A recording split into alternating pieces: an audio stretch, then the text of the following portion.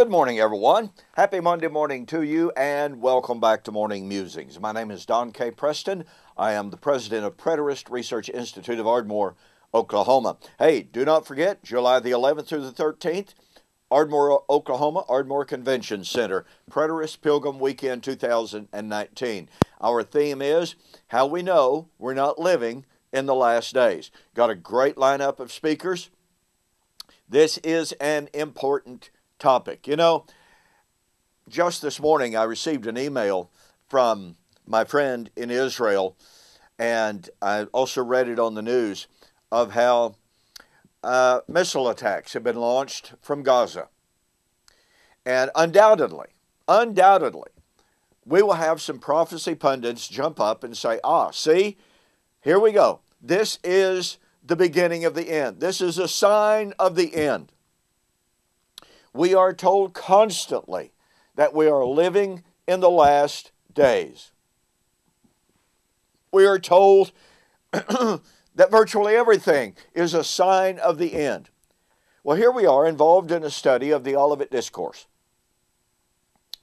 The Olivet Discourse is the fountain from which all of these claims about the signs of the end supposedly flow. Naturally, other verses are brought into it. But the reality is, folks, as we have seen already, Matthew 24 was not predicting about the end of the current Christian age. It wasn't talking about the end of the age in which you and I are living. And that means that the signs that Jesus gave in answer to the disciples' questions about the end of the age and Christ's parousia have nothing to do with current events and signs of the end. They have nothing to do with it. Now, don't forget, you need to take advantage of my two-book special for the month of March 2019. You know, time's running out really quickly here. Pardon me. Regular price on these two books. This book will show you that we are not living in the last days.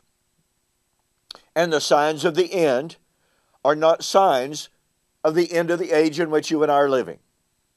Just like people tell us, pardon me, well, you know, the gospel's got to be preached in all the world before the end can come, and the gospel's being preached in all the world. Well, this book demonstrates that was fulfilled in the first century, just like Jesus said.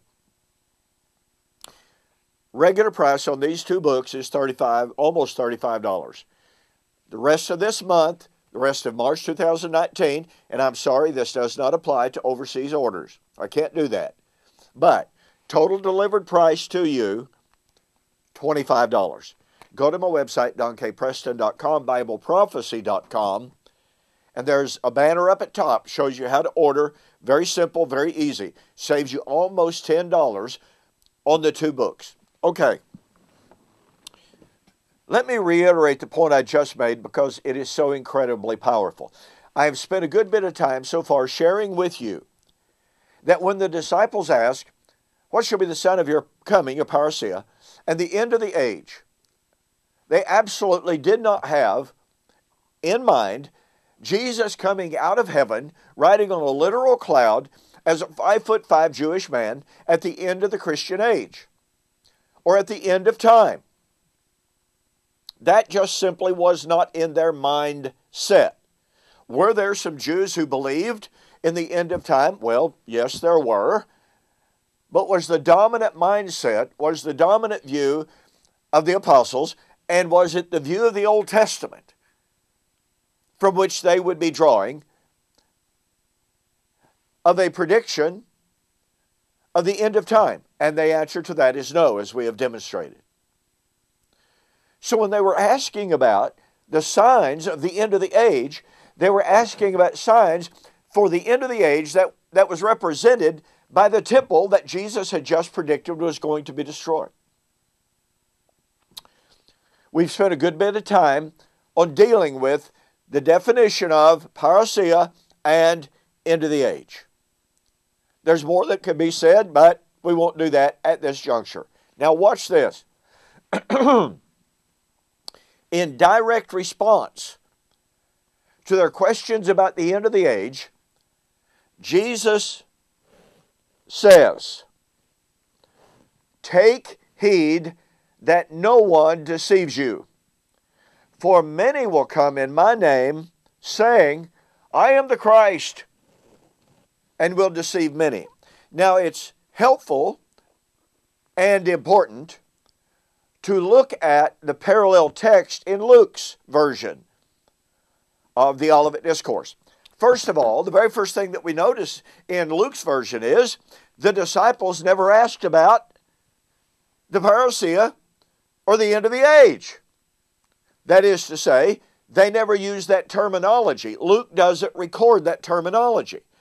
Their question was simply, tell us, pardon me, tell us when all of these things shall come to pass. What are the signs? Now, folks, if the disciples asked, when shall these things be, and what are the signs in Luke, and they asked the same question in Matthew using the identical form, but in Matthew it's framed, you're coming in the end of the age, then that parallelism ought to be taken into consideration. But here's what I want to get at. I'm already running out of time on this video. Notice this.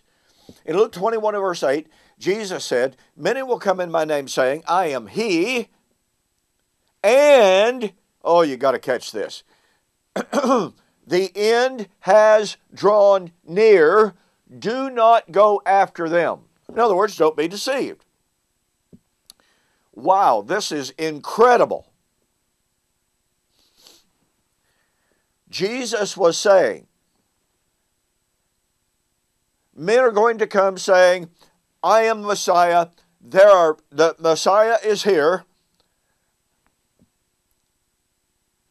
And the end has drawn near. Do not believe them. Well, wait a minute. Wait a minute. We have people telling us constantly, the end has drawn near. This is it. We are in the last days. This generation. What was it Hal Lindsey said? 1980s, countdown to Armageddon. And Thomas Ice, Tim LaHaye, in their book Charting the End Times, the great sign of the end, the greatest sign of the end, ostensibly the restoration of Israel in 1948. Well, here we are, folks. Here we are, 2019. And that end of the age, or excuse me, that great sign of the end of the age, 1948, was supposed to prove that the Lord would come in that generation. We're at the end of that generation by far. And yet they said the end is near. There's something incredibly powerful here. Jesus was telling his apostles, do not make, which obviously means do not believe, which obviously means do not make premature declarations of the end. Folks, men have been making declarations of the nearness of the end for almost 1900 years. There's something wrong. But wait, you have to catch the power of this. Jesus told those living, breathing apostles standing there with him that day, sitting there with him, many will come in my name saying, the end has drawn near, do not believe them. Oh, but wait. In Matthew 24, after giving the signs of the end, Jesus said in verse 32, when you see all of these things come to pass, then know it has drawn near, even at the door. Wow. Okay. So the apostles were told not to make or to believe premature declarations of the end. But when they saw the signs of the end, they would declare the end is drawn near. Okay, for time consideration here, 1 Peter. Now remember, Peter was sitting there on the Mount of Olives with Jesus. When Jesus said, many will come in my name saying, the end is drawn near, do not believe them. But when you see the signs, know that it is near, even at the door. Peter, writing in that same generation, later said, the end of all things has drawn near. You know, folks, we've got a choice here. We have a choice. Number one, Peter was just flat simply wrong. Number two, he became one of the false teachers that Jesus said were going to come before the end and make premature declarations of the end. Or number three, Peter is the one that was right 2,000 years ago when he said, the end has drawn near. Oh, but wait. If Peter was not a false teacher that Jesus warned about, if Peter was right, that means that the end of the age that he and the other apostles had asked about, and for which Jesus was about to give signs, whereby they could know it was near, that means that when Peter said, the end of all things has drawn near, that means the end of the age was near 2,000 years ago. And that means, ladies and gentlemen, that all declarations of the nearness of the end that have been made after the first century are too late.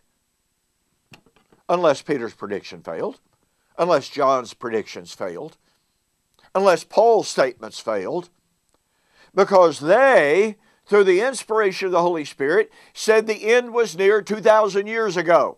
That means that the end had to be in their generation, because Jesus said all of these things will come upon this generation, or else they were wrong. Now, you see, I cover all of this and more in these two books. So let me urge you again to go to my website, donkpreston.com, BibleProphecy.com, and order these two books. You will see that the end truly was near 2,000 years ago. You will see that when the apostles were asking about Christ's parousia and the end of the age, they were not talking about the end of time or the end of the age in which you and I are now living. And you know what? That is fantastic news. And I have more. So I'll see you on the flip side.